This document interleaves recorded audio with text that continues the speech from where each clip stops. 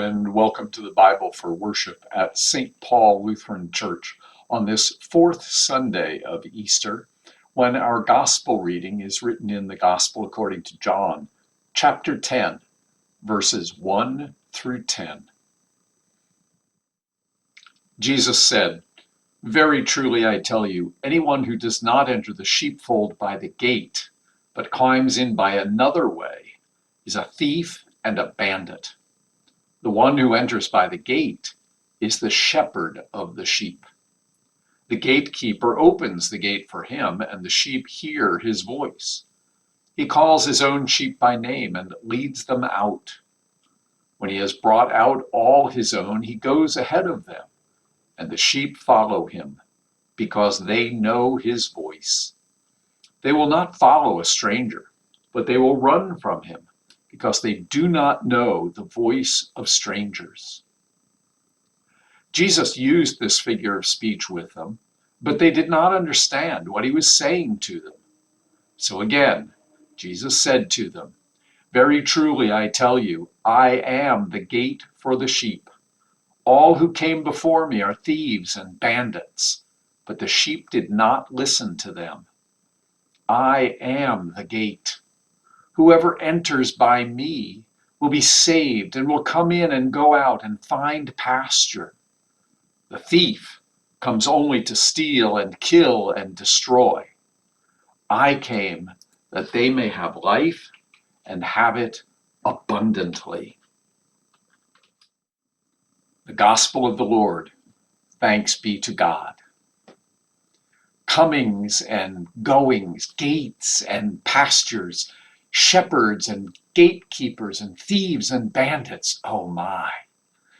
All these compounded images appear in these opening 10 verses of John chapter 10 and then continue on through succeeding verses as well.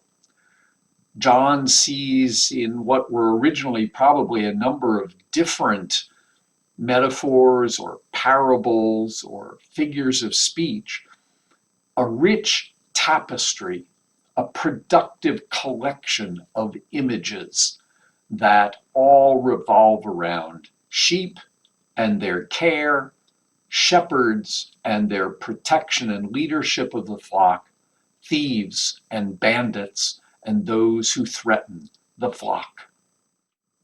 Verses 1 through 5, particularly the first half of this reading, include a number of images that perhaps seem not entirely to fit together into coherent picture. This is called a figure of speech by John in verse 6. And indeed, that the people who heard it didn't know what Jesus was talking about. Well, it's not that we don't know what he's talking about, but this isn't specifically an allegory where every character matches up with something in the real world about which Jesus is trying to speak. Rather, John has assembled, we think, a collection of these sayings and images where it's the dynamics that are most significant. The one clear image that emerges, and it goes back into biblical Israel's history, is that Israel is the flock of God. Israel, as the people of God, is God's flock. And the question that revolves around all of these images is, who has legitimacy to lead that flock? What is the purpose of someone who comes toward that flock or to that flock or gains control of that flock? And whom is it that the flock will recognize? In biblical Israel's story, and we can see this in the biblical prophets, especially in Ezekiel and Jeremiah, those who are rulers of the people are referred to as shepherds. And that goes beyond biblical Israel to the neighboring nations around them in the ancient Near East.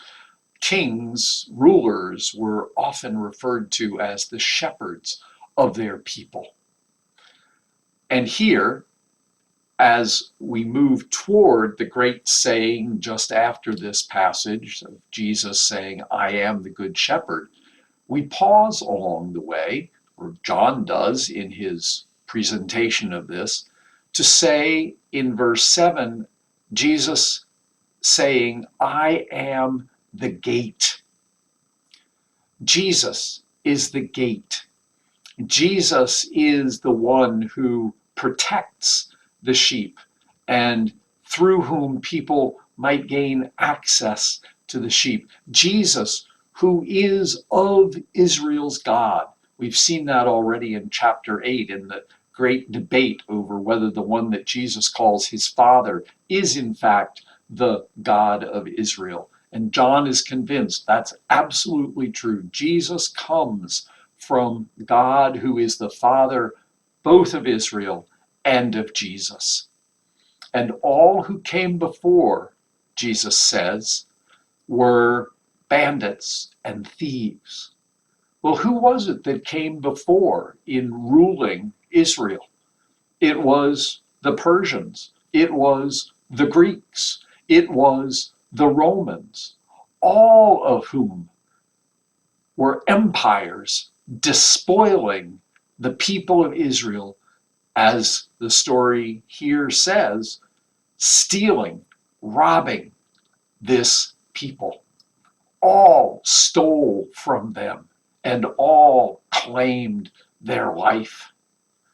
But Jesus comes with another kingdom, one about which he would say to Pontius Pilate much later in the story, my kingdom is not of this world. But Jesus' kingdom is one that God's people can recognize. It's one that God's people can see is authentic. It is of God. It is not of this world. And Israel, as God's people, are the ones that Jesus has come to rescue from those who have gone before so that they can continue to worship God in God's kingdom, to focus on God's kingdom and not be subservient to the political powers, the other shepherds who have gone before. Jesus is the good shepherd. As it turns out, John believes and will go on to proclaim that Jesus has come not only for Israel, for that flock, but he says, I have other sheep that are not of this flock. And so Jesus' kingdom, God's kingdom, stretches beyond biblical Israel into the whole world and includes Gentiles, non-Jews, anybody who hears Jesus' voice, recognizes God in that voice, and follows where that shepherd leads.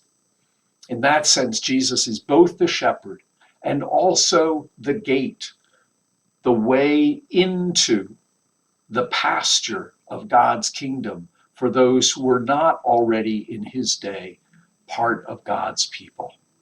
Jesus has come for life. Thieves and bandits, they come to kill and destroy. Jesus says, I have come that they may have life, all of them, and have life abundant. God bless.